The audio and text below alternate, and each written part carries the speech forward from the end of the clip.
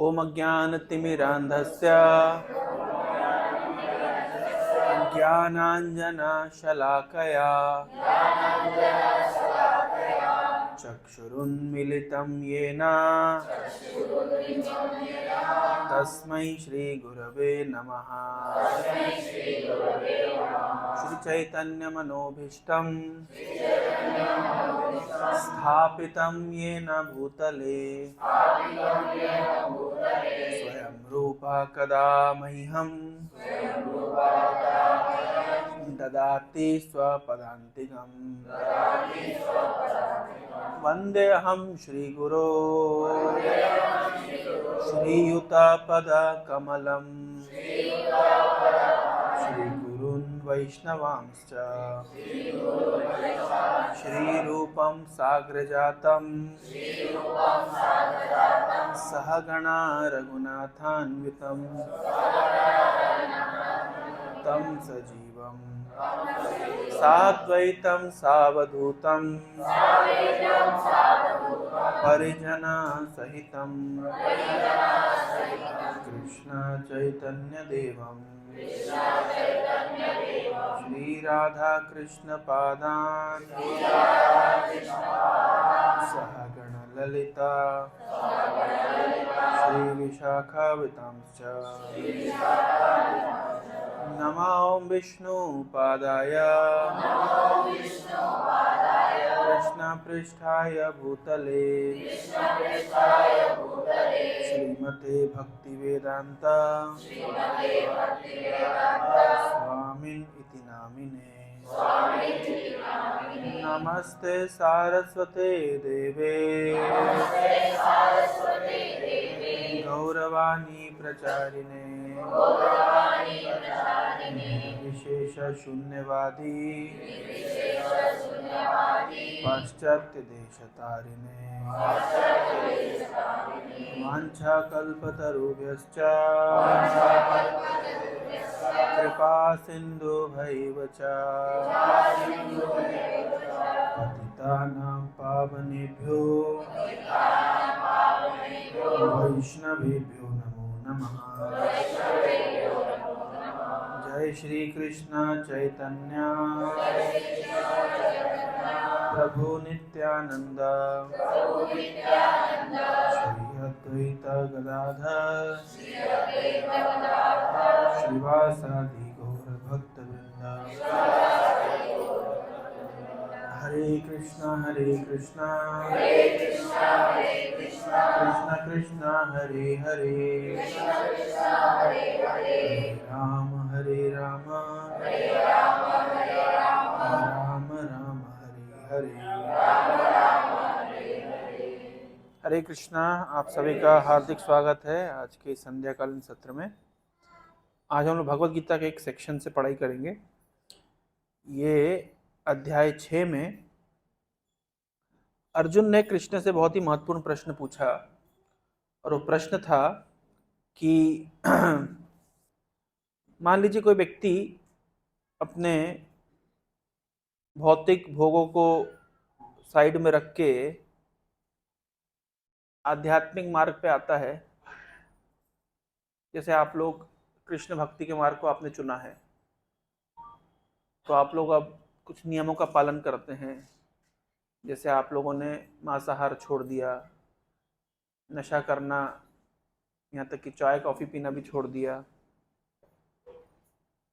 तो अभी छोड़ने के लिए तो बहुत कुछ छोड़ते चले जा रहे हैं, है ना। बाहर खाना छोड़ दिया तो परिवार वालों का, मान लीजिए कोई फैमिली फेस्टिवल होता है तो बड़ी समस्या होती है भक्तों को।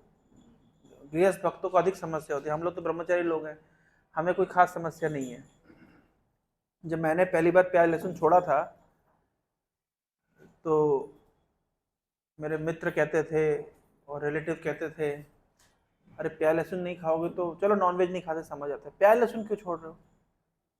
और प्याज लहसुन नहीं खाओगे तो फिर खाओगे क्या, क्या मिलेगा? जब मैंने प्याज लहसुन छोड़ा था तो मेरे शरीर का वजन 75 किलो था जब मैंने छोड़ा था। आगे मैं नहीं बोलूंगा। तो मॉरल ऑफ द स्टोरी क्या है कि जो लोग कहते थे प्याज लहसुन छोड़ दोगे तो क्या खाओगे, प्रमाण आपके सामने है। इतने ही नहीं, भक्त लोग जब जाते हैं ट्रेन वेन में, जो अपना प्रसाद खोलते हैं तो बाकी लोग बड़े बड़े ध्यान से देखते हैं ये लोग कर क्या रहे, इतनी वैरायटी ट्रेन के अंदर, तो ये नॉर्मल दिनों में क्या खाते होंगे। वास्तविकता हमारे घर में लगभग 2 साल से जगन्नाथ जी रह रहे हैं, मतलब ऐसे बड़े बड़े जगन्नाथ जी भोपाल में। तो पहले जब तो जगन्नाथ जी नहीं थे तो जो घर में खाना बनता था 2 आदमी के हिसाब से, माता पिता थे, उन दादाजी थे उनके हिसाब से बनता था। अब जब से जगन्नाथ जी आ गए हैं तो परिवार बड़ा हो गया है, और जगन्नाथ जी भी बड़े बड़े हैं, तो परिवार बड़ा हो गया, उनको भी कम से कम 5 बार तो कम से कम कुछ ना कुछ चाहिए होता है। और इतना ही नहीं, जो भी मिलने आता है, अब पहले मिलने आते थे तो हमारे माता पिता से मिलने आते थे, अब लोग मिलने आते हैं और जगन्नाथ जी से, जगन्नाथ जी से मिलने आएंगे तो कोई मिठाई का डब्बा लेकर के आ रहा है, कोई फल लेकर के आ रहा है। तो हमारे माता पिता का कंसर्न ये है कि इतना वैरायटी, मतलब कितना स्टॉक करेंगे। तो फिर वो बांटते भी जा रहे, तो गृहस्थ का जो धर्म होता है बांटना, वो भी सुचारू रूप से चल रहा है। तो कहने का तात्पर्य ये है कि विशेष रूप से जब हम आध्यात्मिक मार्ग पे आते हैं, बाहर के लोग सोचते हैं ये लोग बड़े ऑस्टियर जीवन जी रहे हैं, बहुत तपस्या कर रहे हैं। खैर वास्तविकता खैर कुछ और ही है। तपस्या तो बाहर के लोग कर रहे हैं, भक्ति में आने के बाद हमको पता चला उनका जीवन तपस्या वाला जीवन है, हमारा जीवन तो आनंद का जीवन है। फिर भी कुछ कुछ तो त्याग किया ही है। जैसे जब आप लोग पारिवारिक कार्यक्रमों में जाते होंगे तो वो लोग जो भोजी करते हैं आप लोग नहीं खाते होंगे, और क्वेश्चन भी उठता है भाई क्यों नहीं खा रहे, कि नाराज हैं क्या, बहुत प्रकार की बातें भी सुननी पड़ती है। फिर उसके बाद कुछ जीवन शैली में तो अंतर है ना, जो 2-2.5 घंटा टीवी देखते वो 2-2.5 घंटा भी माला कर रहे हैं। कुछ लोग तो खैर टीवी देखते थे माला करते, वो अलग केस है, उसे प्राणेश्वर को बोल रहे थे। लेकिन फिर भी कुछ तो त्याग करना पड़ता है, ऐसा तो है नहीं कि तो अभी प्रश्न उठेगा कि अरे इतना त्याग कर रहे हैं, है ना, कुछ मिलेगा कि नहीं मिलेगा, कुछ लाभ होगा कि नहीं होगा, ये तो स्वाभाविक प्रश्न उठता है ना। ऐसा तो नहीं कि माया मिली ना राम, इधर से भी गए उधर से भी गए। तो अर्जुन के मन में भी ये प्रश्न उठा था कि भगवान, जो योगी होते हैं, विशेष रूप से जो भक्ति योगी होते हैं, वो अपनी भक्ति की साधना में लग जाते हैं और बहुत नियमों का पालन करते हैं और सांसारिक भोगों से अपने आप को बचाते हैं, संसारी भोगों को वॉलंटरली त्याग करते हैं। लेकिन सत्य तो ये भी है कि इसी जीवन में आध्यात्मिक पूर्णता प्राप्त होगी कोई गारंटी भी नहीं है। तो इस प्रकार के व्यक्ति की क्या गति होगी। या हो सकता है कोई व्यक्ति बड़े उत्साह के साथ में, चलिए पटिया में रहते थे, सेंटर था, आते थे, भक्तों का संघ था, भक्ति करते थे, अब कहीं और ट्रांसफर हो गया, वहां चले गए, अब वहां भक्त संघ नहीं मिला, तो जो भक्ति की जो इंटेंसिटी पहले थी धीरे धीरे कम जाती है, फिर बंद भी हो जाती है, ऐसा भी देखने को आया है। या जीवन में ऐसी कोई घटना हो जाती है जिस कारण से जो भक्ति के प्रति रुझान घट जाता है या मन परिवर्तित हो जाता है। तो कई प्रकार से ऐसा देखने में आता है कि व्यक्ति जो भक्ति कर रहा है, और सबसे बड़ी बात है भक्ति तो करता है व्यक्ति, उसका सबसे बड़ा स्ट्रगल होता है उसके पूर्व कर्मानुसार जो संस्कार प्राप्त किए हैं। यद्यपि सत्य तो यह है कि भक्ति में इतनी शक्ति होती है कि कर्माणि निर्दहति किंतु च भक्ति भाजा, भक्ति की इतनी शक्ति होती है कि कर्म को निर्दहन कर सकती है, लेकिन कर्म को निर्दहन करने वाली इंटेंसिटी की भक्ति करनी पड़ेगी ना। भाई मान लीजिए अगर कर्म हमारा जो स्टॉक में है वो पूरे पहाड़ के समान है, हम मोमबत्ती जितनी भक्ति करेंगे, अब सोचिए तो फिर कैसे भाई कर्माणि निर्दहति, निर्दहति मतलब दहन करती है, जला देती है। भक्ति में इतनी शक्ति है कि कर्म को जला के भस्म कर देती है, लेकिन जलाने के लिए फिर इंटेंसिटी तो उतनी चाहिए ना, नहीं तो कैसे जलाएगी। अब हमको भी, सबको अपनी औकात पता है भैया, इतनी इंटेंसिटी की भक्ति तो हम करते नहीं है, सबको पता है ये बात। और मैं गृहस्थों की बात कर रहा हूं ऐसा नहीं है, हमको भी पता है हमारी स्थिति क्या है, कि जिस इंटेंसिटी की भक्ति हमारे आचार्यों ने हमको सिखाई है, क्या उस इंटेंसिटी की भक्ति हम करते हैं? नहीं करते। अच्छा, कोई ऐसी नहीं बात नहीं है कि कोई बाहरी रुकावट है, ये बात ध्यान रखिएगा। एक श्लोक में भागवतम में कहा गया है, भक्ति होती है अहेतुकी और अप्रतिहता। अप्रतिहता शब्द का अर्थ होता है बाहर की कोई ऐसी ताकत नहीं है जो आपके भक्ति को रोक सके।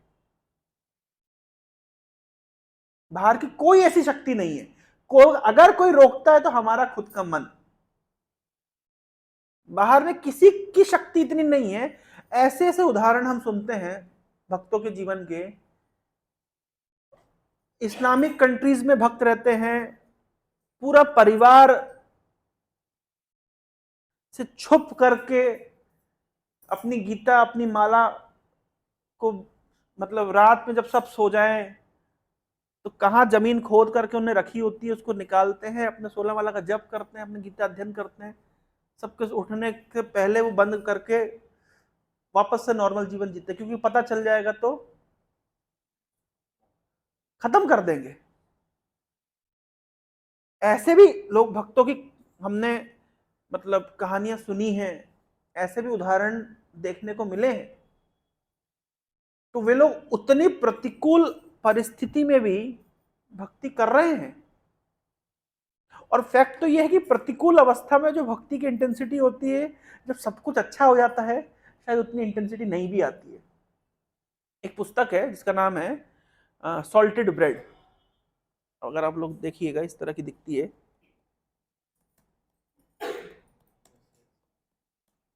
ये पुस्तक है सॉल्टेड ब्रेड।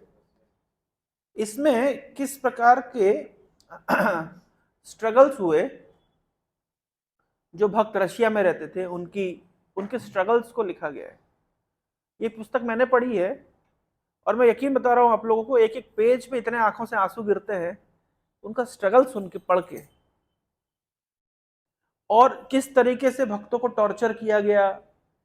कम्युनिस्ट कंट्री था यूएसएसआर, उनको मारा गया, पीटा गया, उनको शॉक दे करके, भाई ये लोग मानसिक रोगी हैं, मतलब भक्तों को मानते हैं कि ये लोग मानसिक रोगी हैं। ये जो कुछ एक फिलॉसफी ने पकड़ ली है, एक डॉक्ट्राइन पकड़ ली है, तो उनका इलाज करना पड़ेगा। तो मानसिक रोगियों को जैसा इलाज होता है, उनको शॉक दे करके, उनको इंजेक्शन दे करके कई प्रकार से प्रताड़ित करने की कोशिश करी भक्तों को। लेकिन भक्तों की क्या इंटेंसिटी थी कि जेल के अंदर भी वो संकीर्तन कर रहे हैं। आप सुने पढ़ेंगे उस पुस्तक को तो आपको आश्चर्य होगा कि ऐसे लोग भी हमारे मूवमेंट में हुए हैं। लास्ट चैप्टर में लिखा गया है कि जब बहुत मिस्टीरियस तरीके से, मतलब एक इसको मिस्टीरियस तरीका बोलेंगे, मिस्टीरियस तरीके से ऐसे अचानक से पूरा पूरा कम्युनिस्ट जो गवर्नमेंट सिस्टम था वो धराशायी हो गया और यूएसएसआर टूट गया, कई देशों में विभक्त हो गया। ये सब मिरेकुलस तरीके से हुआ है। भक्त लोग बताते मिरेकुलस कुछ नहीं है, तो भगवान इतना जो टॉर्चर किया भक्तों को, तो कहीं तो उसका रिएक्शन आएगा। ये जितने भक्त थे जिन्होंने जेल में जीवन काटा और कृष्ण भक्ति का प्रचार प्रसार किया। सॉल्टेड ब्रेड इस बुक का नाम इसलिए है क्योंकि जेल में वहां पे क्या देते थे, साइबेरिया के जेल में खाने के लिए ब्रेड और सुअर का मांस, पोर्क। अब भक्त लोग तो सुअर का मांस खाएंगे नहीं, तो ब्रेड पे नमक लगा लगा कर खाते थे। 2-2 साल 3-3 साल जब जेल में थे, सोचिए ब्रेड में नमक लगा के खा के 2-2 साल काटे भक्तों ने। और कोई ब्रेड भी ऐसी हाई क्लास ब्रेड हो, जो बासी ब्रेड होती है, कैदियों को कैसे दी जाएगी ब्रेड।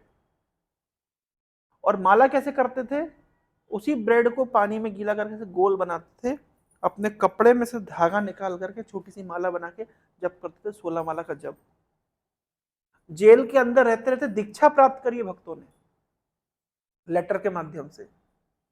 आज से तुम्हारा नाम ये, 16 माला का जप करो, 4 नियम पालन करो। आश्चर्य होता है, ऐसे भी भक्त हुए हैं।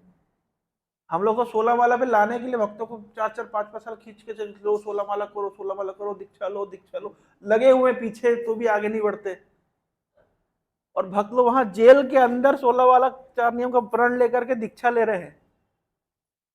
उसके लास्ट चैप्टर में बताया गया है कि जो बहुत ही मतलब इंटरेस्टिंग पॉइंट था, आप पढ़ो ना किताब को, उसमें बताया गया है कि जब ये भक्त लोग पहली बार भारत आए, फर्स्ट टाइम जिंदगी में कलकत्ता में आना हुआ इनका, तो इन्होंने पहली बार एक मंदिर देखा कैसा होता है। जीवन में पहली बार मंदिर देखा, जीवन में पहली बार देखा संकीर्तन कैसा होता है। कभी रोड पे कीर्तन करेंगे उस जमाने में, आज रशिया में कीर्तन होता है हम सब जानते हैं। ये जिस समय की बात है 1980s की बात है, उस जमाने में संकीर्तन मतलब ये व्यक्ति की परिकल्पना से परे था कि आप रोड के ऊपर, आप रोड में किताब कैसे देते थे, किताब का प्रचार कैसे होता था।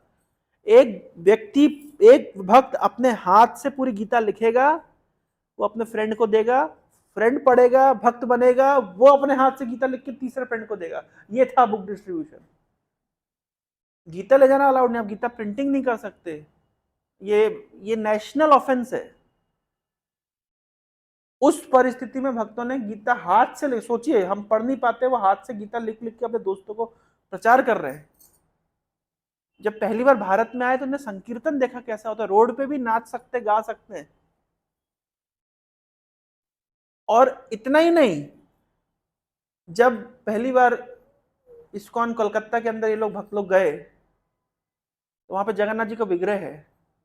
वो किताब में लिखा है, जिन्होंने किताब लिखी उन्होंने लिखा है कि हमने जगन्नाथ की आंख, पहली बार तो जगन्नाथ का विग्रह हमने देखा, केवल फोटो ही देखी थी उससे पहले, जगन्नाथ का विग्रह पहली बार देखा जीवन में।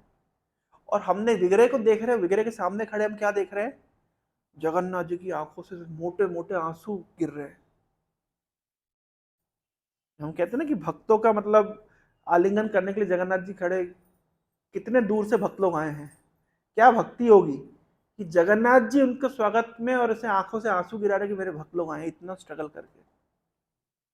तो वो भक्त लिखे हैं उसमें कंक्लूजन में, लेकिन बोले इस घटना को आज से 20 साल हो गया है।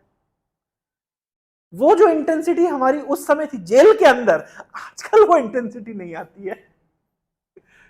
बोले हम आज भी याद करते हैं उस समय को और सोचते काश वो जो भक्ति का जो रस हमको उस समय मिल रहा था, कि जेल में पुलिस वाले हमको मार रहे हैं और हमारे कृष्ण जप रहे हैं, और जेल में जो हम संकीर्तन करते थे वो संकीर्तन हमें यहाँ वो मृदंग कीर्तन हारमोनियम के साथ नहीं आ रहा है वो आनंद। तो कहने का तात्पर्य यह है कि अप्रतिहत भक्ति किसी भी परिस्थिति में रुकती नहीं है। कोई भी भौतिक परिस्थिति ऐसी नहीं है जो भक्ति के फ्लो को रोक सके। केवल अगर कोई रोकता है तो हमारा नालायक मन।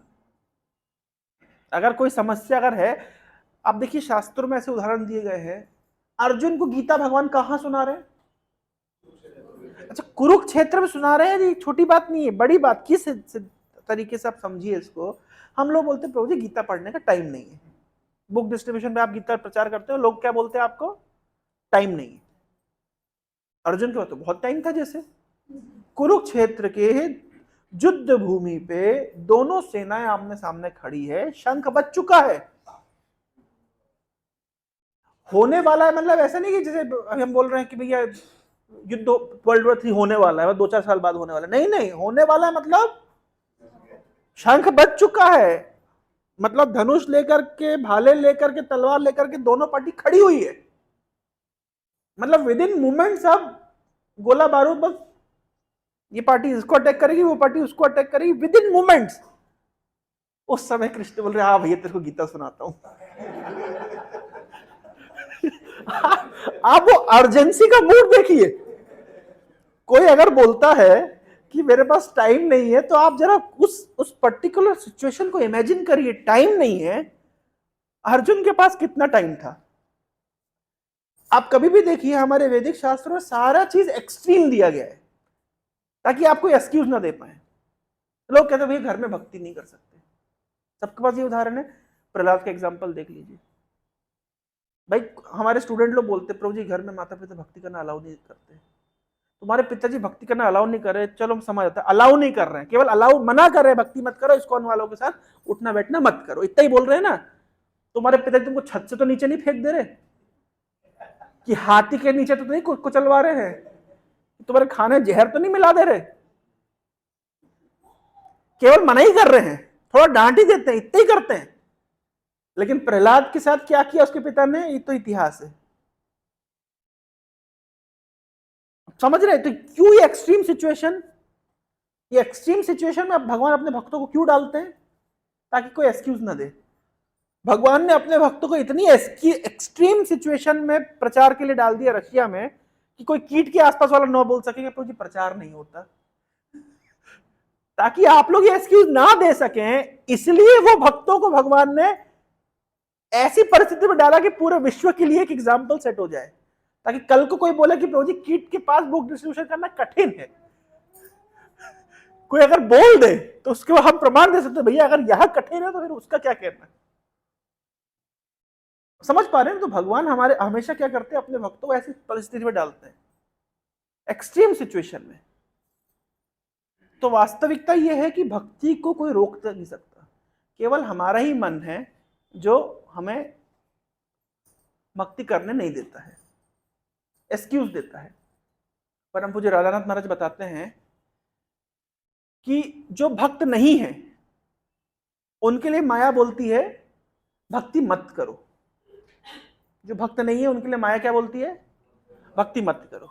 लेकिन जो भक्ति में आ गए हैं, जो माला करना शुरू कर दिए हैं, जो कार्यक्रम अटेंड करते हैं, गीता भागवत पढ़ते हैं, उनको माया क्या बोलती है, करो करो, अभी क्यों, बाद में थोड़ा कर लेना, सरेंडर करना। लेकिन इतनी जल्दी क्या है, इतनी स्पीड में कहां जाना है, कौन सी छूटी जा रही है, जिंदगी पड़ी है, आज करे सो कल कर, कल करे सो परसों, इतनी जल्दी क्या है भैया, जीना है बरसों। अब समझ रहे हैं? देखिए माया भौतिकवादी व्यक्ति को कैसे कन्विंस करती है, सरेंडर मत करना।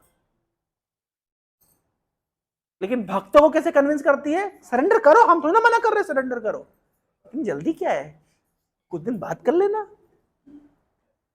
इस तरीके से तो हमको भी लगता है हाँ सही, माना थोड़ा ना हमको मना कर रही है कि बात सरेंडर करो, बस क्या कह रही है, अभी तुम्हारी ये सारी जिम्मेदारियां हैं, पहले इस पे ध्यान दे लो, बाकी सरेंडर करने से थोड़ा मना कर रहे। एक बार सब कुछ सेटल हो जाए, सरेंडर ही सरेंडर, फिर तो फुल अटेंशन के साथ पूरा लग जाएंगे। तो भक्त लोग एक्सक्यूज भी ऐसा देते हैं, बोले प्रभु जी हम थोड़ा मना कर रहे हैं भक्ति कर, हम तो खुद इंटरेस्टेड है, पर थोड़ी जिम्मेदारियां हैं, वो एक बार सेटल हो जाए तो हम करेंगे। लेकिन फैक्ट तो ये है कि जिम्मेदारियां कभी सेटल होती नहीं है, क्योंकि भगवान ने व्यवस्था ही ऐसी करी है। जिम्मेदारियां निभाते निभाते भक्ति कैसे करना है, ये तरीका हमको सीखना पड़ेगा। और ऐसे भी महान महान एग्जाम्पल शास्त्र में हैं जिन्होंने अपनी जिम्मेदारियों का निर्वहन करते करते अच्छे से भक्ति करी है। तो तात्पर्य यह हुआ कि भक्ति को कोई रोक नहीं सकता, कोई बाहरी ताकत इतनी शक्ति नहीं है किसी में कि जो भक्ति को रोक सकती है, केवल हमारा मन ही हमको कन्विंस करता है भक्ति ना करने के लिए। तो अर्जुन भी यही पूछ रहा है कि कृष्ण मैं भक्ति करना शुरू किया, लेकिन मेरा नालायक मन अगर मुझे बीच में कन्विंस कर ले भक्ति ना करने दे, या मैं भौतिक भोगों की आकांक्षा से, अभिलाषा से किसी कारण से भक्ति पथ से च्युत हो जाऊं, किसी बाहरी परिस्थिति या आंतरिक परिस्थिति से किसी कारण से भी मैं अगर इस मार्ग से दूर चला जाता हूं, भक्ति छोड़ देता हूं बीच में, तो मेरा क्या होगा। जेन्युइन प्रश्न ना? तो अर्जुन यही प्रश्न कृष्ण से पूछ रहे हैं। मेरे साथ से बोलिए, अर्जुन वाचा आयति श्रद्धयोपेते, आयति श्रद्धयोपेतो योगाश्चलितमानसः अप्राप्य योग संसिद्धिं काम गतिम कृष्ण गच्छति, काम गतिम कृष्ण गच्छति।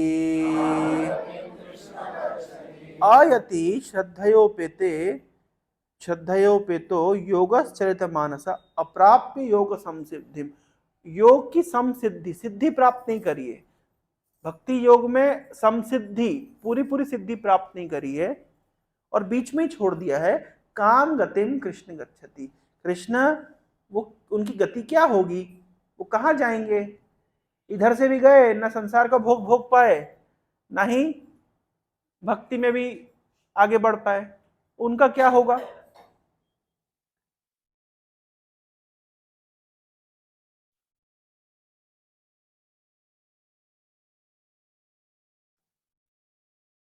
कचिन्नो भाय विभ्रष्ट छिन्नाव्रम इव नश्यति अप्रतिष्ठो महाबाहो विमूढ़ो ब्रह्मणः पतिः। विमूढ़ो ब्रह्मणः पतिः। बोल रहे हैं, हे महाबाहु कृष्ण, इस प्रकार का व्यक्ति क्या ऐसा तो नहीं कि भौतिक सफलता भी प्राप्त नहीं कर पाया, क्योंकि वो भी उसमें भी नहीं लगा ढंग से, और ना ही आध्यात्मिक सफलता प्राप्त कर पाया, बीच में ही रह गया? क्या इसकी हालत ऐसी तो नहीं होगी कि जो बादल होता है, जो क्या बोलते हैं, हवा के द्वारा, वायु के द्वारा बादल से छिन्न भिन्न कर दिया जाता आकाश में, कहीं का नहीं रहता? क्या उस योगी की जो आध्यात्मिक मार्ग में अभी पूर्णतः सफलता प्राप्त नहीं किया है, उस प्रकार का योगी की हालत कोई ऐसे बादल की तरह तो नहीं हो जाएगी, छिन्न भिन्न अवस्था में कहीं का ना रहे? नेचुरल सा प्रश्न, सबके मन में प्रश्न उठता है कि क्या होगा अगर पूरा नहीं कर पाए। तो हमको पता लग तो नहीं रहा पूरा करने के लक्षण, एग्जाम से पहले ही स्टूडेंट को पता होता है कि भैया मैंने कितनी पढ़ाई करी है, मेरी क्या हालत है, और कहां तक मैं पहुंच पाऊंगा। ये सब ईमानदार स्टूडेंट को पता होता है कि भैया मैंने कितना प्रिपरेशन किया है और कितनी मस्ती मारी है, कितना होमवर्क किया है। और जो एग्जाम दे करके आता है उसको भी पता है कि भैया मैंने क्या लिख के आया हूं, मेरी हालत क्या है, मुझे पता है। तो अर्जुन यहाँ पे पूछ रहा है, भैया हमको हमारी हालत पता है कि ना इधर के रहेंगे ना उधर के रहेंगे, लेकिन जाएंगे कहाँ? कुछ होगा, कुछ कुछ लाभ मिलेगा जो थोड़ा बहुत भी किया है उसका, कि नहीं मिलेगा? तो यहीं पे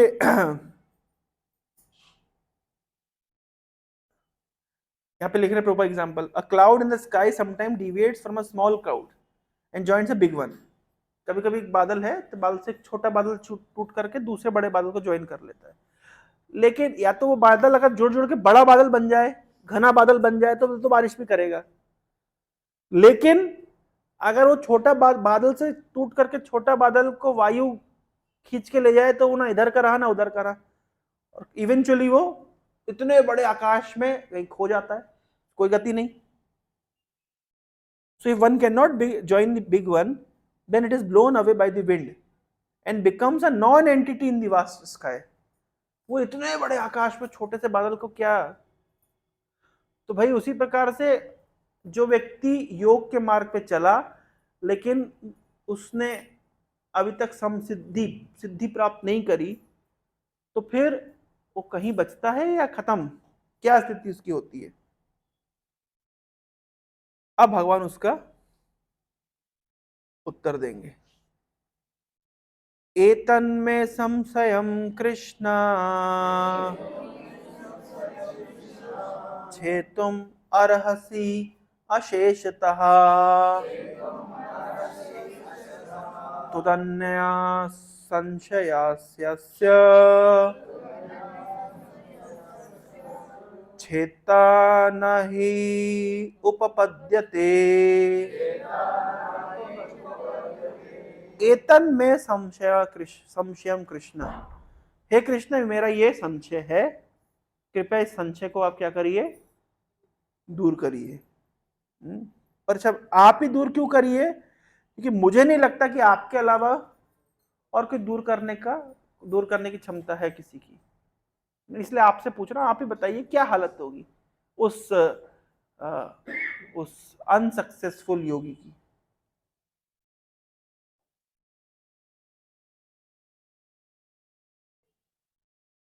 कृष्ण उत्तर दे रहे हैं, श्री भगवानुवाच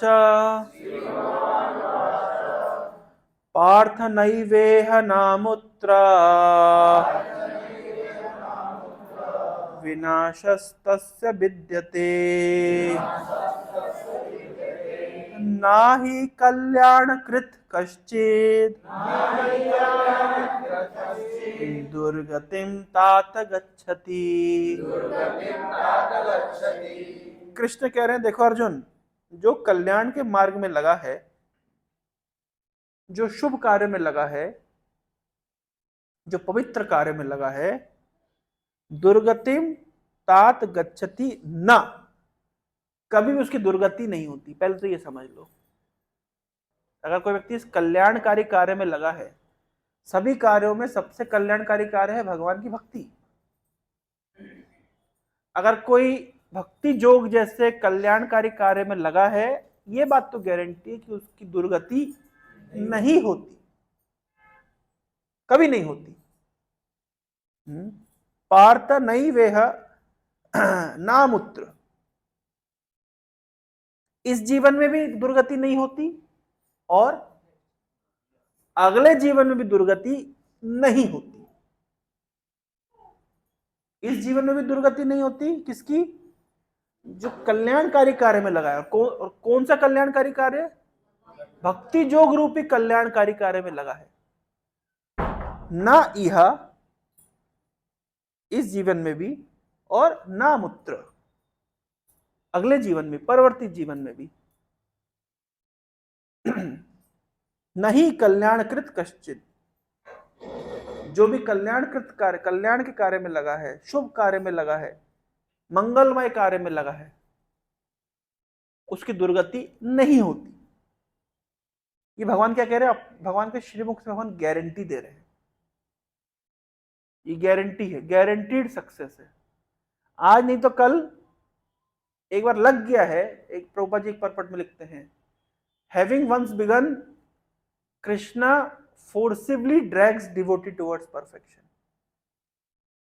एक बार कोई व्यक्ति भक्ति मार्ग में लग गया, तो कृष्ण क्या करते हैं उसको, उसकी इच्छा नहीं भी हो, जैसे मान लीजिए छोटा बच्चा स्कूल जाना नहीं चाहता है, लेकिन माँ क्या करती है, फोर्सिबली ड्रैग, जबरदस्ती ले भेज देती है स्कूल। तो इस तरीके से कोई व्यक्ति भक्ति का मार्ग में लग गया, थोड़ा माला झोली पकड़ लिया, अब तो भैया फंस गया। ये कौन बोल रहे हैं? कृष्ण खुद बोल रहे हैं। जो भी कल्याण कार्य में लगा है, कल्याणमय कार्य, कल्याण शब्द का अर्थ तो शुभ कार्य, मंगल कार्य, भक्ति योग जैसे मंगल कार्य में लगा है, ये जीवन भी उसका सफल है और अन्य जीवन भी उसका सफल है।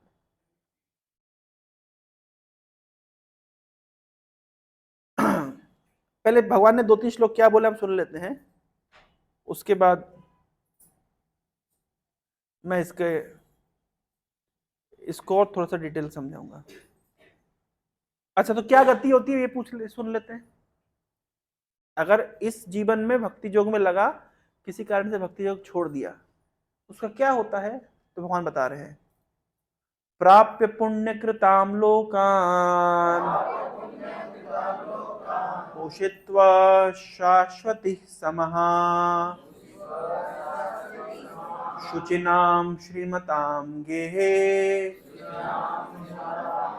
योगो भ्रष्टो अभिजायते। बोल रहे हैं कोई व्यक्ति योग भ्रष्ट है। योग भ्रष्ट मतलब योग के कार्य में लगा हुआ था, भक्ति योग में लगा हुआ था, लेकिन किसी कार्य से क्या हो गया, भ्रष्ट हो गया, कंप्लीट नहीं कर पाया, तो अभिजायते, जन्म लेता है। कहां जन्म लेता है? बोल रहे हैं शुचिनाम श्रीमताम गेहे। पहले तो क्या होता है कि सबसे पहले बता रहे हैं कि कोई व्यक्ति ने भक्ति करी, थोड़ी भक्ति करी, ये थोड़ी भक्ति का लाभ है। इस श्लोक में भगवान बता रहे हैं थोड़ी भक्ति का लाभ, अगले श्लोक में बताएंगे बड़ी भक्ति का लाभ। थोड़ी भक्ति करता है तो थोड़ी भक्ति का लाभ बता रहे हैं।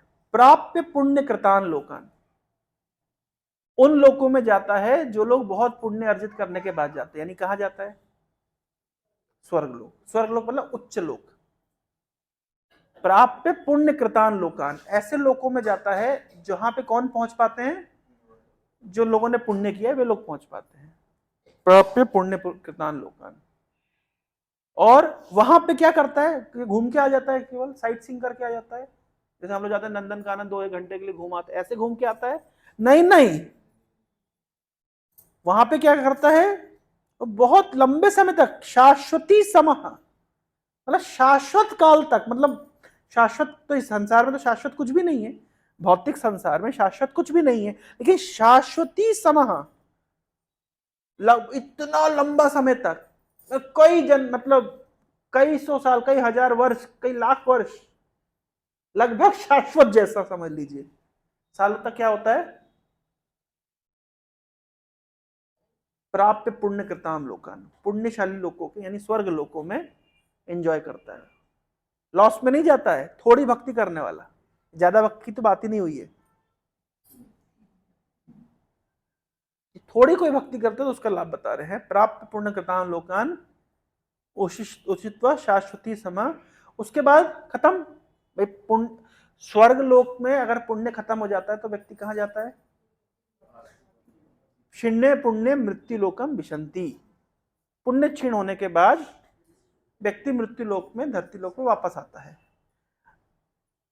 जब स्वर्ग का पुण्य खत्म होता है तो एक्चुअली क्या होता है कि स्वर्ग का पुण्य में, जैसे आपका का रिचार्ज खत्म होता है तो आपको मैसेज आ जाता है कि रिचार्ज खत्म होने वाला है, रिचार्ज करवा लीजिए, लेकिन स्वर्ग में बस ये फैसिलिटी नहीं है कि रिचार्ज खत्म होने वाला तो आपको मैसेज आ जाए। मान लीजिए आप किसी अप्सरा के साथ नृत्य कर रहे हैं और रिचार्ज खत्म और आप नीचे, मान लीजिए आप कोई स्वर्ग लोक का एप्पल खा रहे हैं, एप्पल खाते खाते रिचार्ज खत्म तो एप्पल गायब, बस ये दुख है वहां पे। अगर कि पहले कोई नोटिफिकेशन आ जाए, मैसेज आ जाए तो आप रिचार्ज करा ले, ये सिस्टम नहीं, क्योंकि वहां पे रिचार्ज नहीं होता है, हैं? वार्निंग में नहीं होती, और वहां रिचार्ज, वार्निंग हो भी जाए तो फायदा क्या है, रिचार्ज होना वहां पे होता है। योग योनि यहाँ है, भोग योनि वहां है, वो भोगता है व्यक्ति वहां पे, केवल वहां पे नए नए कर्म जनरेट नहीं होते। तो वहां पे भोगने के बाद में प्राप्त पुण्य कृतान लोकान, बहुत समय तक पुण्यशाली लोगों में, है ना, उषित्व शाश्वती समा, और नीचे आके शुचिनाम श्रीमताम गेहे, अच्छा वापस आएगा तो एटलीस्ट शुचिनाम श्रीमताम गेहे, या तो शुचिनाम या श्रीमताम, शुचिनाम मतलब होता है पुण्यशाली लोगों के घर में जन्म लेता है, या तो धनी घर में जन्म लेता है, अंबानी अदानी टाइप के घर में जन्म ले लेगा। कितना अच्छा ना भाई, एक व्यक्ति को, अगर मैं शायद पहले भी इस विषय में चर्चा किया हूं, अंबानी का लड़का 60 करोड़ रुपए की घड़ी पहनता है, आप कितनी मेहनत करेंगे कि 60 करोड़ की घड़ी पहन पाएंगे? कितना परिश्रम करना पड़ेगा कि आप 60 करोड़ की घड़ी छोड़िए, आपकी कुल संपत्ति 60 करोड़ की हो जाए, उसके लिए आपको कितना परिश्रम करना है किसी का यहाँ पे निर्धारित प्लान कि जीवन में मरते समय कम से कम 60 करोड़ की संपत्ति देख के जाऊंगा? एक भी यहाँ नहीं दिखे, मुझे तो नहीं लगता। लेकिन वो व्यक्ति 60 करोड़ की तो घड़ी पहन रहा है, तो उसने ऐसा कौन सा कार्य किया कि 60 करोड़ की घड़ी पहन रहा भैया? उसने एक ही कार्य किया, क्या?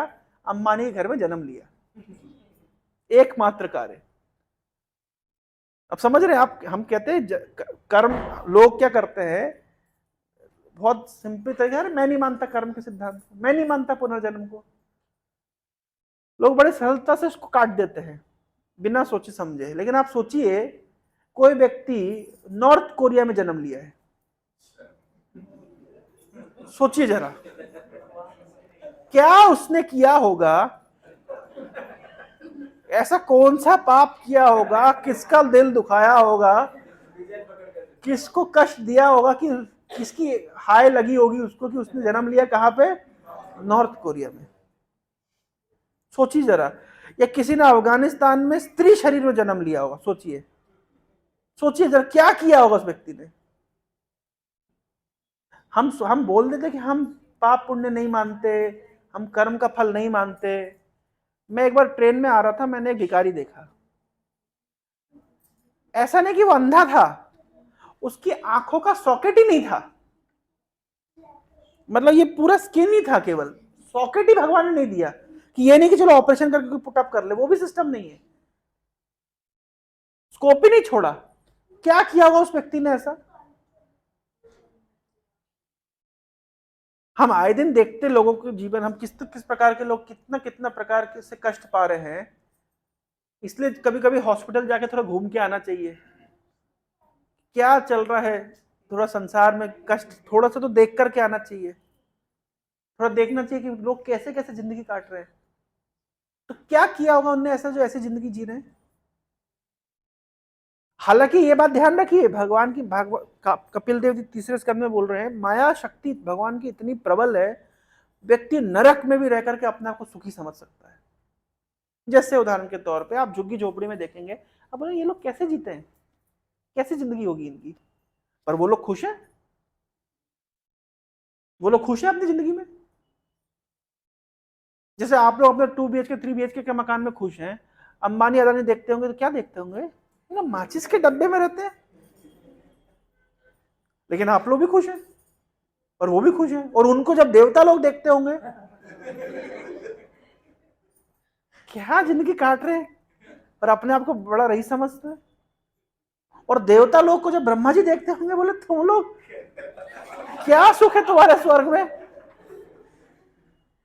अब सोचिए, लेकिन सब संतुष्ट है अपने, सब सेटिस्फाइड है, सब मजे में है। ये मजे में क्यों है? क्योंकि माया देवी की 2 शक्तियां हैं, आवरणात्मिका, प्रक्षेपात्मिका। आवरण चढ़ा देती, जीव की आंखों के ऊपर एक आवरण चढ़ा देती है।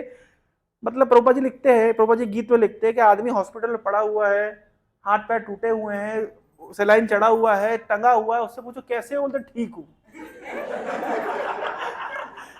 तो माया देवी की आवरणात्मिका शक्ति कैसे कार्य करती है कि इतनी विकट परिस्थिति में पड़ा हुआ है, जिससे आप पूछो कैसे, हाँ अब ठीक है। क्यों? क्योंकि भगवान ने संसार की सृष्टि ऐसे करी है, माया देवी इस प्रकार से कार्य करती है कि व्यक्ति नरक में भी रहे तो अपने आप को सुखी समझता है। एक प्रसिद्ध घटना है कि एक बार इंद्र को श्राप मिला था और वो सुअर बन गए, सुना ना आप लोगों ने? तो नारद मुनि बोले कि भैया तुम इंद्र हो, तुम सुअर नहीं हो, तुम यहां कहां गटर में लोट लगा रहे हो, चलो स्वर्ग। तो इंद्र जो सुअर के शरीर में, बोले स्वर्ग वो क्या होता है? बोले वहां अप्सराएं होती है। बोले मैं तो, मेरा तो ये सुअर नहीं है, इतनी सारी पड़ी। बोले वहां पे बहुत विभिन्न प्रकार के व्यंजन होते हैं। बोले जैसे गटर जैसा आनंद मिलता है क्या वहां पे? नारद मुनि जितना प्रयास कर ले उसको कन्विंस नहीं कर पा रहे कि भाई तुम गटर में पड़े हुए हो। क्यों? क्योंकि सुअर का शरीर प्राप्त किया है तो वो उसमें संतुष्ट है। इसी मतलब, तो जो कपिल मुनि कह रहे हैं कि व्यक्ति नरक में भी रह करके अपने आप को सुखी समझ सकता है, यह है भगवान की आवरणात्मिका शक्ति। और प्रक्षेपात्मिका शक्ति मतलब होता है बारंबार प्रहार करती है माया देवी।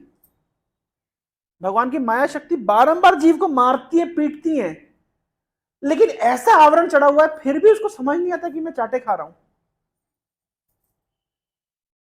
आए दिन एक ना एक प्रॉब्लम, दूसरी प्रॉब्लम, तीसरी प्रॉब्लम, सुबह प्रॉब्लम रहा, फिर लोग उसको फिलोसफाइज कर लेते हैं। जिंदगी का नाम ही एक संघर्ष है। नहीं, संघर्ष का नाम ही जिंदगी है। उसमें फिर कविताएं लिखते हैं, किताबें लिखते हैं, मोटिवेशनल स्पीच देते हैं। वो नहीं समझ पाते हैं कि ये माया देवी की विशेष एक व्यवस्था है जिसमें हर समय मतलब घुट्टी पिलाई जा रही है, प्रक्षेपात्मिका बारंबार प्रहार किया जा रहा है, लेकिन हम उस प्रहार को समझ क्यों नहीं पाते? आवरणात्मिका, आवरण शक्ति की तरह।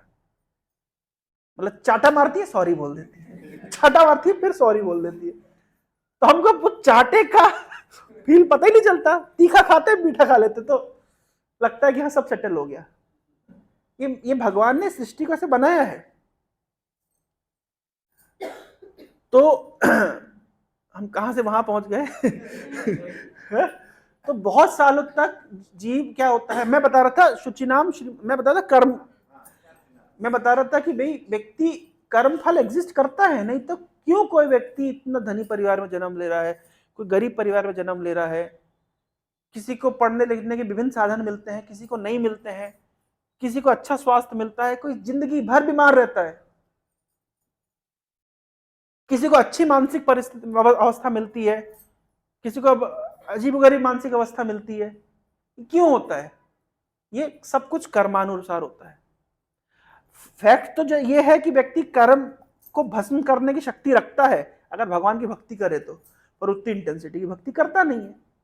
फिर भी कर्म का सिद्धांत कार्य करता है, ये समझना चाहिए। नहीं तो क्यों इतनी वैरायटी है? क्या बाई एक्सीडेंट, बाई चांस हो गया है कि कोई धनी है, कोई गरीब है, कोई सुंदर है, कोई असुंदर है? बाई चांस कुछ भी नहीं होता, कर्मानुसार। कोई व्यक्ति अगर थोड़ी भी भक्ति किया है तो ये तो गारंटी है कि बहुत लंबे समय तक पुण्यशाली लोकों में भ्रमण करने के बाद में, वहां पे भोग करने के बाद में उसको या तो पुण्यशाली लोगों के घर में जन्म मिलता है या तो धनी परिवारों में जन्म मिलता है। कम से कम अच्छा, ये क्यों धनी परिवार में जन्म मिला? प्रश्न उठता है, क्यों धनी परिवार में जन्म मिला? ताकि अब उसको कमाने खाने की कम से कम चिंता ना हो, अपने सर्वाइवल और सस्टेनेंस की चिंता ना हो, अब वापस से वो वहां से कंटिन्यू कर सके जहां से उसने छोड़ा था। इसका अर्थ क्या हुआ कि उसका कुछ लॉस हुआ नहीं, मतलब जहां छोड़ा था, भौतिक वस्तु अगर आप प्राप्त करते जहां छोड़ते हैं, ऐसा नहीं है कि इस जीवन में आपने 12th कंप्लीट कर लिया तो अगले जन्म में आप ग्रेजुएशन कर सकते हैं डायरेक्ट। आपको शुरू A for apple, B for ball, C for cat, वहीं से शुरू करना पड़ेगा। और इस जीवन में आपने एक बड़ी बिल्डिंग बना दी तो अगले जीवन में आकर के क्लेम करेंगे बिल्डिंग मेरी है, नहीं कर सकते आप क्लेम। इसका अर्थ क्या है कि कोई भी भौतिक वस्तु अगर हम प्राप्त करते हैं तो इस शरीर को छोड़ने के साथ साथ उस वस्तु को भी हमको छोड़ना पड़ता है। कोई भी अगर हमारा भौतिक अचीवमेंट होता है तो ये शरीर छोड़ने के साथ साथ हमें वो भौतिक अचीवमेंट भी छोड़ना पड़ता है। लेकिन आध्यात्मिक अचीवमेंट ऐसा नहीं है। अगर भक्ति व्यक्ति ने 50% से करी है तो 51% से नेक्स्ट जीवन में शुरू कर सकता है, ये उसको सुविधा उपलब्ध है। ये बेनिफिट है, समझ रहे हैं? इसलिए बोल रहे हैं कि उसका नाश नहीं होता। नेहा विक्रमो नाशो अस्ति प्रत्यवायो ना विद्यते, वह नहीं होता। ये एक ऐसा अकाउंट में स्टोर हो रहा है, जमा हो रहा है, जो वह नहीं होता। तो गारंटी भगवान खुद दे रहे हैं, और किससे गारंटी चाहिए? तो अगर धनी परिवार में जन्म लिया व्यक्ति या पुण्यशाली लोगों के घर में जन्म लिया तो एक सहज सुविधा उसको मिलती है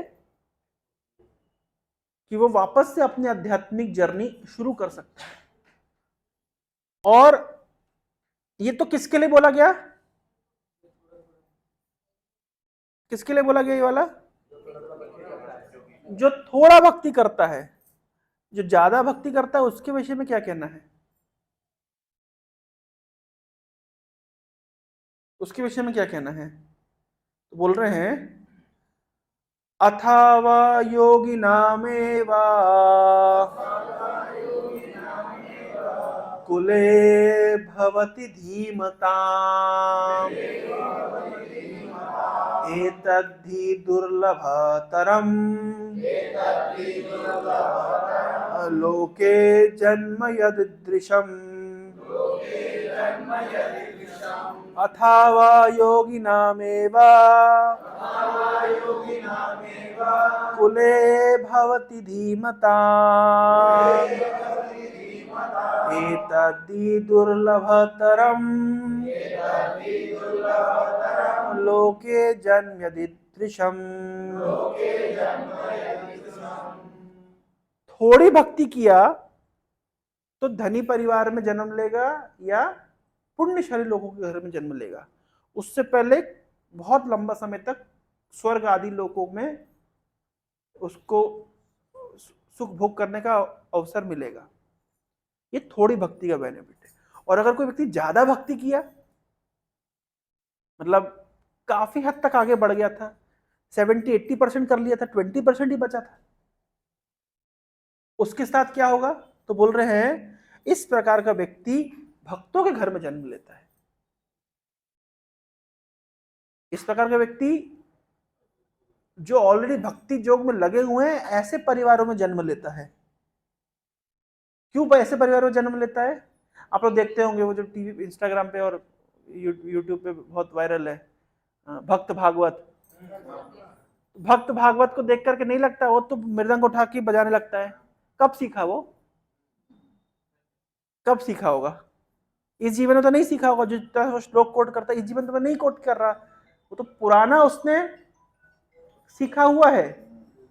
पुरानी भक्ति का फल है कि वो भक्त परिवार में जन्म लिया है और बचपन से ही उसको भक्ति करने का मौका प्राप्त हुआ है।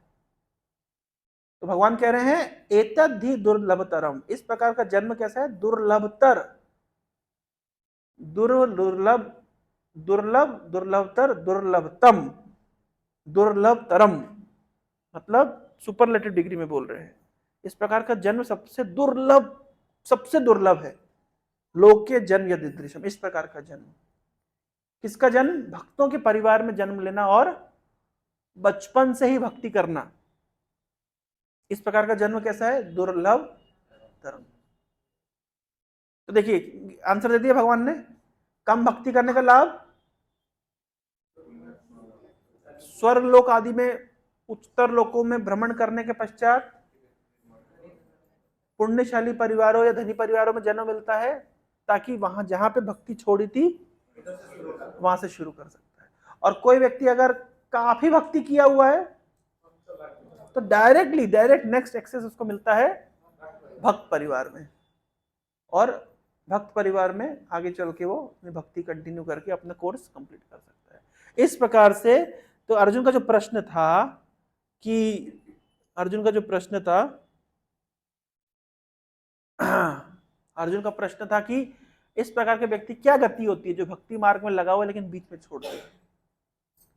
अब जो श्लोक बोल रहे हैं तीनों पे लागू होता है, चाहे वो पुण्यशाली लोगों के घर में जन्म ले, चाहे वो धनी परिवार में जन्म ले, और चाहे भक्त परिवार में जन्म ले, ये श्लोक तीनों पे लागू होता है। क्या? तत्र तम बुद्धि संयोगम लभते पौर्वदेहिकम यत ते च ततो भूयः संसिद्धौ कुरु नंदना। इस प्रकार का जन्म लेने के बाद, यानी मान लीजिए कोई व्यक्ति भक्त परिवार में जन्म लिया, या कोई व्यक्ति पहले भक्ति किया था लेकिन कंप्लीट नहीं कर पाया, फिर तत्पश्चात धनी परिवार में जन्म लिया या पुण्यात्माओं के घर में जन्म लिया, उस प्रकार का व्यक्ति क्या होता है? तत्र तम बुद्धि संयोगम लभते पूर्व देहिकम। मतलब जैसे कभी कभी होता है बचपन से ही कुछ लोगों का आकर्षण होता है शास्त्रों के प्रति, गीता भागवत के प्रति, स्वाभाविक आकर्षण होता है। कोई उनको सिखाया नहीं, कोई उनको बताया नहीं, लेकिन हमेशा जिज्ञासु होते हैं, जानना चाहते हैं, खोजना चाहते हैं, अलग अलग प्रकार के अध्यात्मवादियों से मिलते हैं, सुनते हैं, अच्छा अपने आप इच्छा हो जाती है। ये कभी किसी ने कहीं पे पोस्टर देख लिया, कहीं पे कोई वीडियो देख लिया, तुरंत मन वहां पे चला गया अचानक से। क्यों ऐसा अचानक से हुआ? ये लोग वो लोग नहीं है जो संसार में बहुत कष्ट पाया है, अब अल्टरनेट खोज रहे हैं तो इस्कॉन में आ गए, ऐसा नहीं है। ये लोग कौन है? जो स्वाभाविक उनका आकर्षण अध्यात्म के प्रति है। तो प्रश्न होता है स्वाभाविक आकर्षण अध्यात्म के प्रति क्यों है? क्यों है? पौर्वदेहिकम, ये पहले किया हुआ है कुछ होमवर्क, इसलिए। और बोल रहे हैं हाँ यतते च ततो भूया, फिर से यत्न शुरू कर देते हैं वो लोग। जहां पे छोड़ा था वहीं से उनका यत्न फिर से शुरू हो जाता है। समसिद्धिम कुरुनंदन, हे कुरुनंदन वापस से परफेक्शन प्राप्त करने के लिए जहां छोड़ा था वहां से शुरू कर देते हैं। तो कभी कभी ऐसा उठता है ना मन के, इस व्यक्ति का मन हमेशा से उस दिशा में क्यों है, किस कारण से है? तो क्यों है ऐसा? क्योंकि पहले किया हुआ है। स्वाभाविक रूप से उनका आकर्षण आध्यात्मिक विषय वस्तु के प्रति हो जाता है। अच्छा, आध्यात्मिक विषय वस्तु के प्रति होता है, रीति रिवाजों या रिचुअल्स के प्रति नहीं, दर्शन के प्रति, फिलॉसफी के प्रति, भक्ति के प्रति होता है। ये आगे भगवान बोल रहे हैं पूर्वाभ्यासेन तेनैव ह्रियते हि अवशोऽपि सः जिज्ञासुरपि योगस्य शब्द ब्रह्माति वर्तते। तो बोल रहे पूर्व अभ्यास तैनेव, by the virtue of the divine consciousness of previous life, पूर्व जन्म में जो किया था, he automatically becomes attracted to the yogic principles. स्वाभाविक आकर्षण होता है। हम सब कभी कभी सुनते हैं, आप लोग भी सुनते होंगे कि बचपन में सन्यास ले गया कोई, होते ना कुछ बचपन से ही घर छोड़ दिया और आध्यात्मिक मार्ग में लग गया। तो आप सोचते हैं क्या ऐसा हो गया बचपन से, क्यों ऐसा हो गया? क्योंकि पूर्व देहिकम, ये बाई चांस नहीं हुआ है, पूर्व देहिकम। Even without seeking them, proper translation लग रहे हैं, he automatically becomes attracted to the yogic principles even without seeking them। ऐसा नहीं है कि कहीं उनको पट्टी पढ़ाई गई है, सिखाया गया है, सिखाया विखाया कुछ नहीं गया, स्वाभाविक आकर्षण हो गया उनका।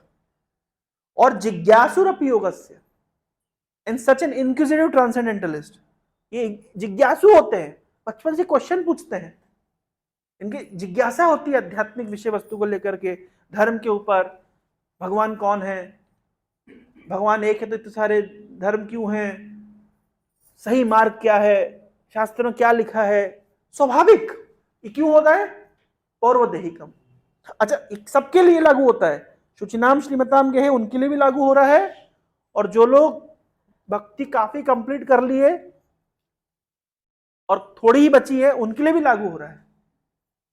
कभी कभी आप देखिए कोई व्यक्ति है जो धनी परिवार में भी जन्म लिया है ना, लेकिन धनी परिवार में जन्म लेने के बाद भी धन को भोगने की उसकी इच्छा नहीं होती है, वो विरक्त रहता है। क्यों ऐसा? और जिज्ञासु होता है आध्यात्मिक विषय वस्तु को लेकर के। क्यों ऐसा होता है? पूर्व देहिकम। तो शब्द ब्रह्माति वर्तते, हाँ, शब्द ब्रह्म मतलब वेद, अति वर्तते, वेदों में दिए गए जो रिचुअल्स होते हैं वो रिचुअल्स में आकर्षित नहीं है। पुण्यशाली लोगों के घर में जन्म लिया है, देखता होगा अपने माता पिता को विभिन्न प्रकार की पूजाएं करते हुए, यज्ञ करते हुए, लेकिन उसको रिचुअल से मजा नहीं लगता। उसको मजा किसमें लगता है? जिज्ञासा करता है, ये रिचुअल्स के पीछे क्या है, क्यों आप ऐसे अगरबत्ती ऐसे घुमाते हैं, नारियल ऐसा फोड़ते हैं, घंटी ऐसे बजाते हैं, क्या है इसके पीछे? जिज्ञासा करता है। तो क्यों जिज्ञासा कर रहा है? पूर्व देहिकम। तो इसका मतलब है कि उसका नाश नहीं हुआ, उसकी भक्ति का नाश नहीं हुआ।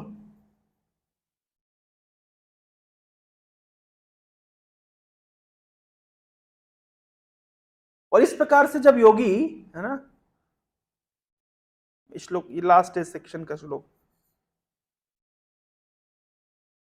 प्रयत्नाद यतमनास्तु योगी संशुद्धि किल्बिषः अनेक जन्म संसिद्ध ततो याति पराम गतिम। तो बता रहे हैं कि इस प्रकार से when the Yogi engages himself with sincere Endeavour, इस प्रकार से जब नया जीवन उसको मिला है उसमें अगर वो सिंसियरली फिर से एंडेवर करता है in making further progress, being washed of all contamination, सभी प्रकार के किल्बिश से, सभी प्रकार के पापों से, सभी प्रकार के भौतिक कलमशों से मुक्त होकर के अल्टीमेटली वो व्यक्ति सुप्रीम गोल अचीव करता है। After many many birth of practice, कई कई जन्मों की प्रैक्टिस के बाद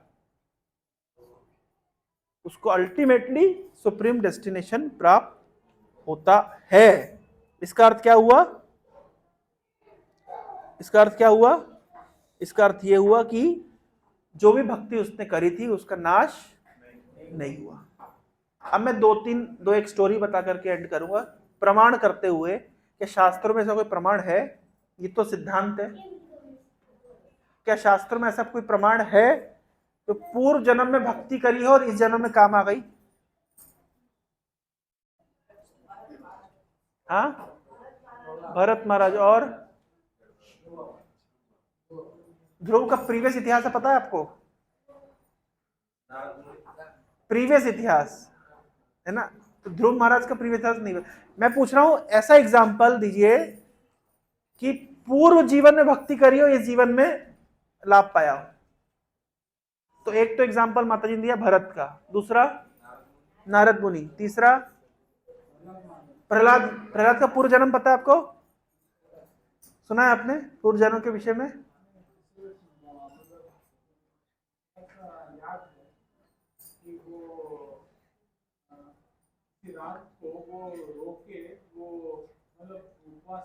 हाँ करेक्ट करेक्ट, यस, पूर्व जन्म। और कोई उदाहरण? विदुर का पूर्व जन्म, वो तो खैर माता जी की भक्ति वाला एग्जाम्पल देना है कि पूर्व जन्म में भक्ति करी, ये तो विदुर का पूर्व एग्जाम्पल है कि वो यमराज ये थे, वो छोड़िए, वो तो पनिशमेंट पाए थे। वो जो एग्जाम्पल है तो पनिशमेंट का एग्जाम्पल है। भक्ति का एग्जाम्पल पूर्व जन्म में भक्ति करी हो, इंद्रदुम्न महाराज, यस। अगले जन्म में क्या बने? गजराज चिंता काला थाई घोर जलेना। ये कैसे बने? गजराज की स्टोरी क्या है? एक राजा थे जिनका नाम था इंद्रदुम्न। ये जगन्नाथपुरी वाले इंद्रदुम्न नहीं, एक अलग राजा थे इंद्रदुम्न। हाँ, शबरी माता पूर्व जन्म पता है आपको?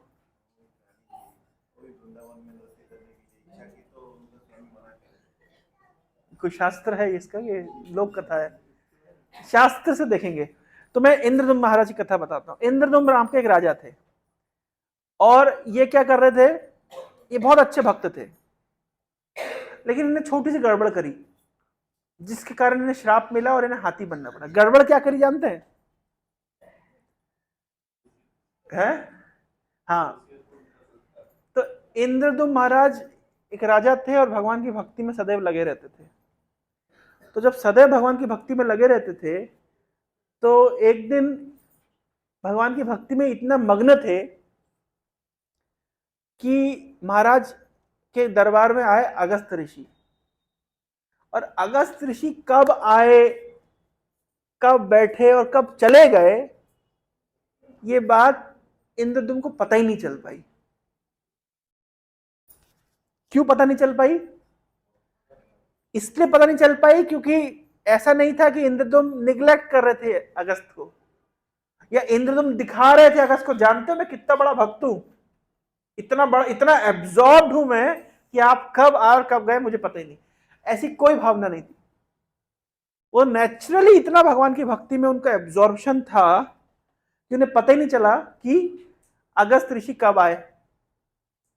एक बार की रियल घटना है, मेरे जीवन की घटना है।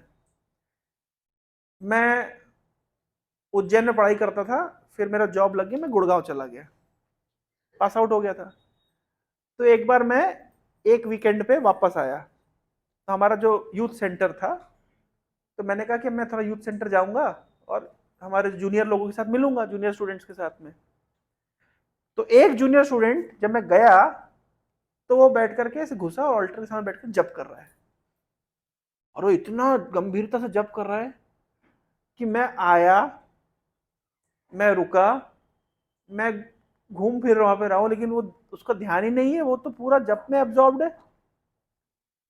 और मुझे बड़ा बुरा लगा, मैंने कहा ये क्या है, मतलब मेरा जूनियर है, इसको इतना तो एटिकेट होना चाहिए ना कि प्रभु जी आए तो मतलब थोड़ा उठ करके सत्कार करें। ये क्या तुम लगे हो? जब मैं बोला नहीं, लेकिन मन में यही चल रहा था। ये ईमानदारी की स्टोरी है। तो जब मेरे मन में ऐसा चल रहा था कि यार मतलब जूनियर कैसे मेरे साथ व्यवहार कर रहा है, इसको इतना तो एटिकेट होना चाहिए ना, कि जबकि वो जप में सच में मग्न में था, सच में मग्न था, ऐसा नहीं कि वो मेरे को देखा नहीं, वो आंख बंद करके जप में लगा हुआ है, मतलब सच में नहीं देखा वो। पर मैं ऑफेंडेड फील कर रहा था बिकॉज ऑफ मेरा अहंकार, मेरा ईगो के कारण। पर फिर मेरे दिमाग में आया कि चलो अपन एक बार रेफर कर लेते हैं शास्त्र में प्रभुपाद जी ने क्या लिखा है इंद्र वाला स्टोरी में, चेक कर लेना चाहिए ना कि मैं जो सोच रहा हूँ सही भी सोच रहा हूँ कि गलत सोच रहा हूँ। तो मैंने चेक किया, वहां पे प्रभुपाद जी लिखते हैं Indradyumna Maharaj was not at fault, rather it was the fault of Agastya Muni, जो ये एक्सपेक्ट कर रहे थे इंद्रदुम्न से कि इंद्रदुम्न उठे और भगवान की भक्ति छोड़ करके और मेरा सत्कार करे। इसका मतलब गलती किसकी थी? अगस्त मुनि की। यहां पे गलती किसकी थी? मेरी। मैं क्या एक्सपेक्ट कर रहा हूं कि जूनियर है और मेरा को रिस्पेक्ट करे, मतलब अपनी माला छोड़ करके और मेरा सम्मान करे, है ना? ये मैं एक्सपेक्ट कर रहा हूं। तो ये मेरा एक्सपेक्टेशन गलत था। इंद्रदुम्न ने गड़बड़ करी, मतलब इंद्रदुम्न ने गड़बड़ नहीं करी, अगस्त ने सोचा कि इंद्रदुम्न गड़बड़ कर रहा है, और अगस्त ने इंद्रदुम्न को श्राप दिया, तुम्हारी बुद्धि जड़ है, हाथी जैसी। जैसे हाथी क्या होता है, दिखने का बड़ा होता है लेकिन जड़ होता है, उसका बुद्धि नहीं होता। मतलब बुद्धि नहीं होता इन सेंस, तुम्हारा शरीर बहुत बड़ा है लेकिन तुम्हारा बुद्धि बहुत छोटा है। तुम्हें पता नहीं कि मैं अगस्त ऋषि आए हैं और तुम लगे हुए अपना हरे कृष्णा करने में। मैं तुम्हें श्राप देता हूं कि तुम क्या बन जाओ? हाथी बनो। यहां तो प्रभुपाद जी तात्पर्य में लिखे हैं और हमारे सभी वैष्णव आचार्यों ने लिखा है कि इंद्रदुम्न की कोई गलती नहीं थी। मैं आ रहा हूं उस पॉइंट पे। अगर इंद्रदुम्न की गलती नहीं तो श्राप लगा कैसे, ये पॉइंट भी आता है। इंद्रदुम्न, पहली बात तो इंद्रदुम्न की कोई गलती नहीं थी, ऐसा प्रभुपाद जी लिखे हैं। अच्छा, मान लीजिए इंद्रदुम्न आंख खोल करके जप कर रहे होते अगर, तो क्या करना चाहिए था उन्हें? जब छोड़ करके अगस्त को अटेंड करना चाहिए था कि नहीं करना चाहिए? करना चाहिए था, करना चाहिए था। क्योंकि अभी इसलिए हमारे वैष्णव एटिकेट में लिखा गया है, मान लीजिए कोई आरती कर रहा है, कोई पुजारी ऑल्टर में आरती कर रहा है, उस समय कोई भी नहीं है मंदिर में दूसरा व्यक्ति, और एक अतिथि आता है, उस समय आरती बंद करे और आके अतिथि का सत्कार करे, स्वागत करे। ये समझ रहे हैं? मतलब दोनों शिक्षा मिल रही है हमें, हमारे शास्त्र दोनों लेवल में सिखा रहे हैं। अगस्त मुनि आए, इंद्रदुम्न को पता ही नहीं चला, वो एब्जॉर्ब थे, इतना एब्जॉर्ब थे, इसलिए उनकी गलती नहीं है। लेकिन अगर एब्जॉर्ब नहीं होते थे, अगर होश में होते थे, अगर अगस्त को देखते थे, तो उनको पहला कार्य करना चाहिए था कि अपनी माला छोड़ करके पहले अगस्त को स्वीकार कर, मतलब स्वागत करें। कोई माला छोड़िए, पूजा कर रहे हो, यज्ञ कर रहे हो, तप कर रहे हो, आरती कर रहे हो, छोड़ करके आना चाहिए और पहले अतिथि का स्वागत करना चाहिए। अच्छा, एक बार की बात है, प्रभुपाद जी ने के एक शिष्य थे, तो प्रभुपाद जी जब आए, वो गायत्री कर रहे थे। तो गायत्री का नियम होता है कि बड़े ध्यान से गायत्री करनी होती है। तो जैसे उन्होंने प्रभुपाद जी को देखा, तो सोचा कि प्रभुपाद जी को मैं दिखाता हूं कि मैं कितने ध्यान से गायत्री कर रहा हूं। प्रभुपाद जी को देख करके और ऐसे सीरियस ऐसे बैठ गए, और प्रभुपाद जी बाद में जो गाली दिए, बोले गायत्री का उद्देश्य होता है, गायत्री के माध्यम से तुम गुरु का सत्कार करते हो, गुरु तुम्हारे सामने खड़े हैं और तुम गुरु को दिखा रहे हो कि मैं कितना सीरियसली गायत्री कर रहा हूं। तो मैं उस समय क्या करना चाहिए था कि सब कुछ छोड़ के गुरु के चरणों में दंडवत प्रणाम करना चाहिए। वो ना करके तुम क्या कर रहे हो, गुरु को ही दिखा रहे हो कि मैं कितना सिंसियरली जप कर रहा हूं। तो आप देखिए हमारे शास्त्रों में इसको होता है ना, क्या होता है, दूसरी जगह पे बहुत ही ज्यादा फेनेटिक होते हैं, लेकिन फेनेटिक कब होते हैं? जब आप शास्त्र का एक पक्ष जानते हैं और दूसरा पक्ष नहीं जानते हैं, तो आप क्या होते हैं, फेनेटिक हो जाते हैं। फेनेटिक समझते हैं ना, मतलब एक पक्ष को आप बहुत बल देते, दूसरे पक्ष को आप बल नहीं देते। लेकिन हम जब सही परिप्रेक्ष्य में, प्रामाणिक परंपरा में, वैष्णवों से जब शास्त्र सुनते हैं, तो हमें पता चलता है अच्छा दोनों, अगर केवल ये स्टोरी बताई होती कि अगस्त मुनि को अटेंड नहीं किया इंद्रदुम्न ने, इसमें इंद्रदुम्न की गलती नहीं है, कल से आप लोगों के घर में कला शुरू हो जाती, नहीं हो जाती? घर में आप घंटी बजा रहे हैं, आरती कर रहे हो, गेस्ट आ रहा है, कोई मेहमान आ रहा है, कोई रिलेटिव आ रहा है, भाव ही नहीं दे रहे, तो झगड़ा शुरू हो जाता, निश्चित रूप से होता। इसलिए दोनों पक्ष जानना चाहिए कि उधर पे इंद्रदुम्न का केस बिल्कुल अलग है, बिल्कुल अलग केस है। इंद्रदुम्न को श्राप मिला। अभी प्रश्न है, माता जी का प्रश्न है कि अगर इंद्रदुम्न की गलती नहीं तो श्राप लगा कैसे? ध्यान रखिए, कोई भक्त अगर श्राप दे, कोई भक्त अगर किसी को श्राप देता है, वो जिसको दिया उसके मंगल के लिए होता है। और कोई भक्त को अगर श्राप मिलता है, यह भी समझना चाहिए उसके मंगल के लिए ही होता है। नारद मुनि एक भक्त हैं, उनने मणिग्रीव और नलकुबर को श्राप दिया श्राप के प्रभाव से ये दोनों पेड़ बन गए, क्योंकि ये अपने धन और ऐश्वर्य से इतना मदान्वित हो गए थे कि इन्हें नारद मुनि का सम्मान कैसे करना है उनको पता ही नहीं था। लेकिन नारद मुनि के श्राप का फल क्या हुआ कि इनको भगवान का सानिध्य प्राप्त हुआ। तो अगर वैष्णव किसी को श्राप दे दे तो जिसको दे उसका लाभ ही होने वाला है। अच्छा, अगस्त मुनि ने इंद्रदम्न को श्राप दिया, श्राप का फल क्या हुआ कि अगले जीवन में ये गजेंद्र बने और इन्हें साक्षात भगवान का सानिध्य प्राप्त हुआ। ये किसी कृपा से हुआ? अगस्त की कृपा से हुआ। कोई ऐसा उदाहरण शास्त्र में दूसरा है जहां श्राप मिला हो और सामने वाले का कल्याण हुआ हो? चित्रकेतु। चित्रकेतु को पार्वती ने श्राप दिया, घटना आप लोग को पता है। चित्रकेतु, हाँ, भगवान शिव पार्वती माता को बिल्कुल गोद में बिठा करके और ऋषियों के सामने भागवत कथा बोल रहे। तो चित्रकेतु महाराज वहां से गुजरे और बड़ा मुस्कुराने लगे। मुस्कुराने का भाव यह था कि भगवान, जो माया देवी पूरे जगत को मोहित करके रखती है, वो माया देवी को अपनी गोद में बिठा करके वैरागियों को आप भागवत कथा का उपदेश कर रही है, केवल आप ही कर सकते हैं और किसी के बस की बात नहीं है। ये भाव से वो क्या कर दिए? मुस्कुरा दिए। क्या शिव जी, क्या लीला रचाए आपने। जो माया देवी पूरे संसार को मोहित करके रखती है, वो माया देवी को गोद में बिठा करके, वो भी वैरागियों के सामने, ये नहीं कि गृहस्थियों के सामने, साधु सन्यासियों के सामने गोद में बिठा करके आप घर पे बिठा देते, साइड में बिठा देते, गोद में क्यों बिठा के रखा है? इमेजिन करिए कोई प्रीचर है जो क्लास दे रहा है, अपनी धर्मपत्नी गोद में बिठा क्लास देगा, आप क्या बोलेंगे? अरे क्या चल रहा है?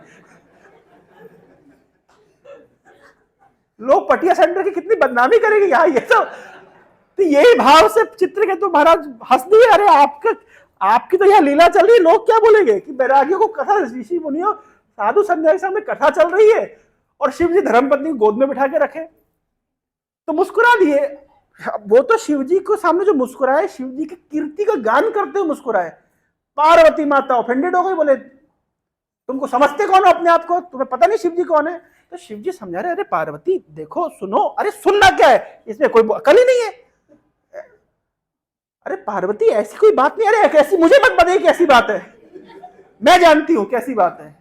ये आजकल के तुम इतना बड़े, इतने तुमको घमंड आ गया अपनी साधन भजन का कि तुम शिव जी, अरे शिव जी कह रहे पार्वती कोई बात नहीं, जो हो गया। अरे कोई बात कैसे नहीं, मैं बताती हूं उसको, इसकी आसुरिक बुद्धि है, जा तू असुर बन जा।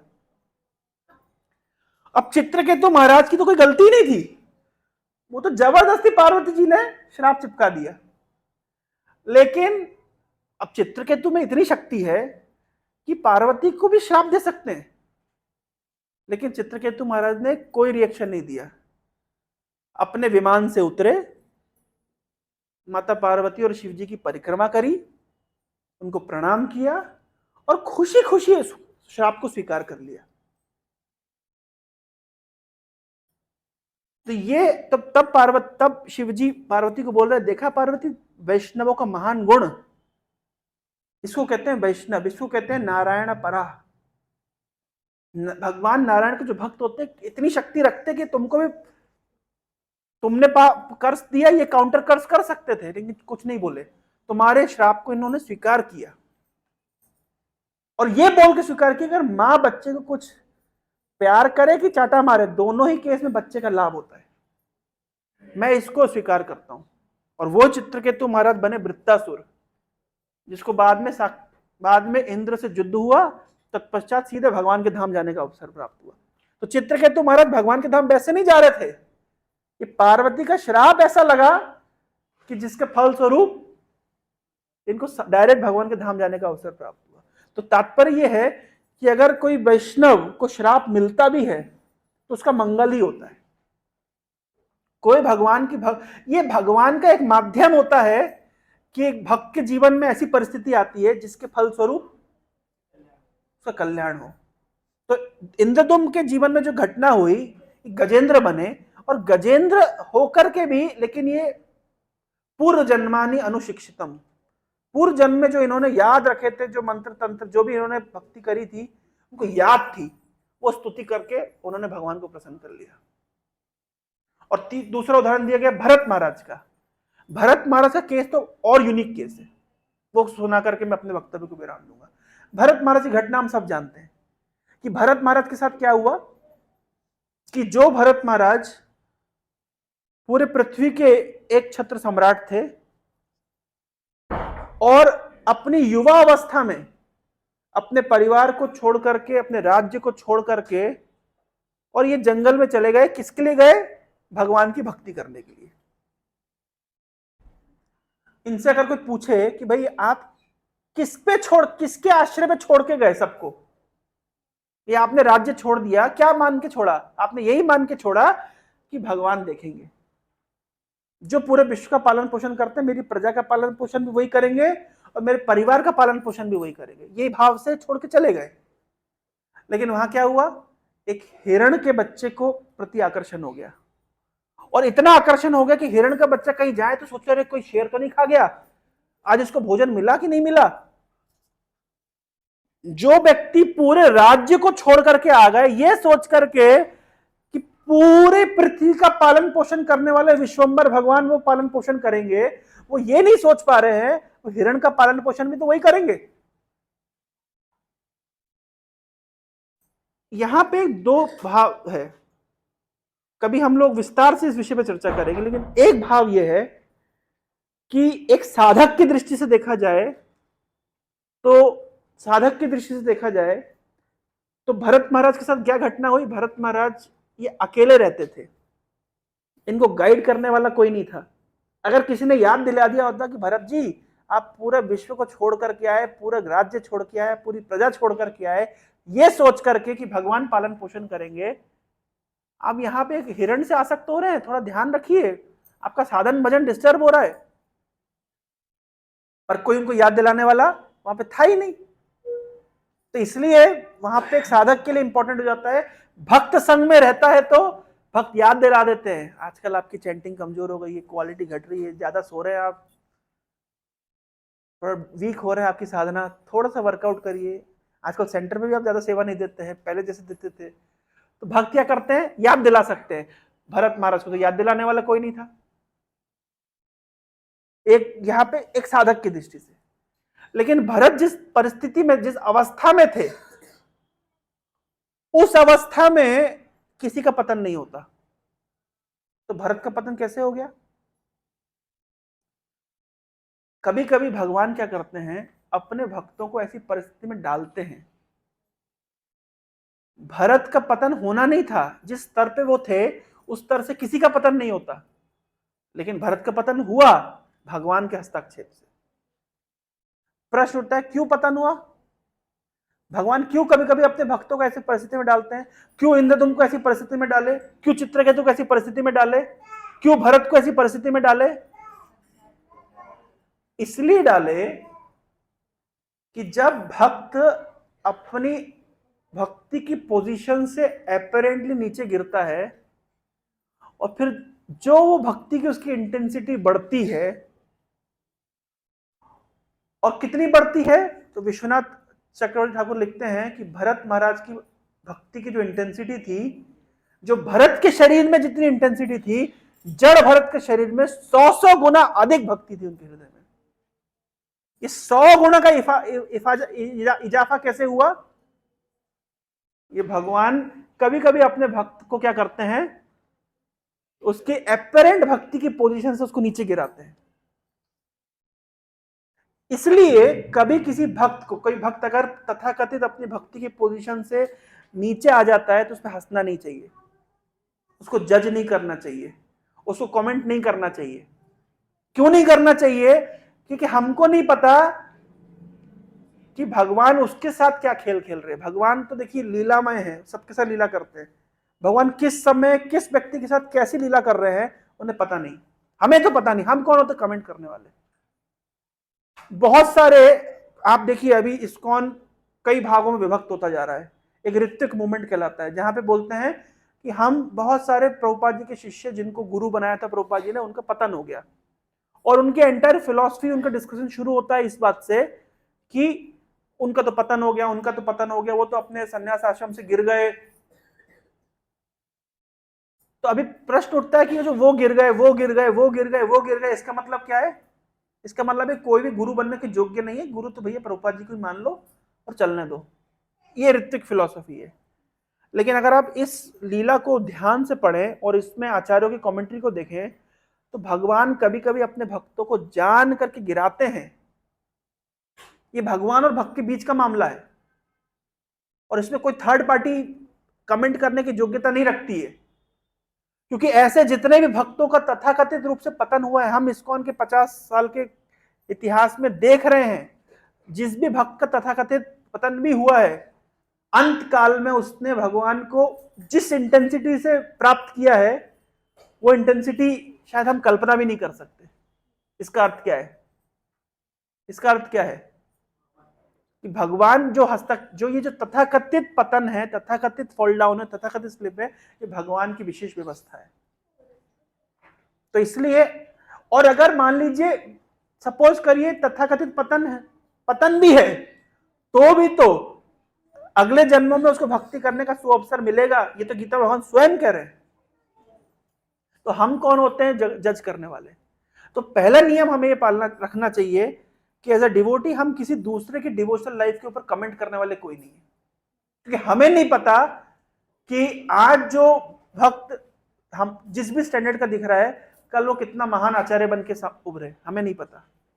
तो therefore we should always be positive कि अगर कृष्ण भक्ति के मार्ग में लगा है, थोड़ी भक्ति भी करी है, तो उसकी सक्सेस गारंटीड है। लेकिन हम उस पर कमेंट करके हमारी भक्ति को पैरालाइज कर लेंगे, ये भी गारंटीड है। इसलिए कम से कम हम सामने वाले की भक्ति के ऊपर कोई कमेंट ना करें। लास्ट पॉइंट, राधानाथ महाराज कहते हैं कोई व्यक्ति अगर माया में है तो ये बोलना बहुत सरल है कि तुम माया में हो, पर उसको माया से बाहर निकालने का प्रयास करना ये महानता है। ये तो बोलना बहुत सरल है, अरे ये माया में, अरे ये माया में, अरे ये माया में, ये माया में, अरे वो तो माया में। ये तो बोलना बहुत सरल है, लेकिन कोई अगर माया में है, उसको माया से बाहर निकालना, उसके लिए प्रयास करना, ये बहुत कठिन है।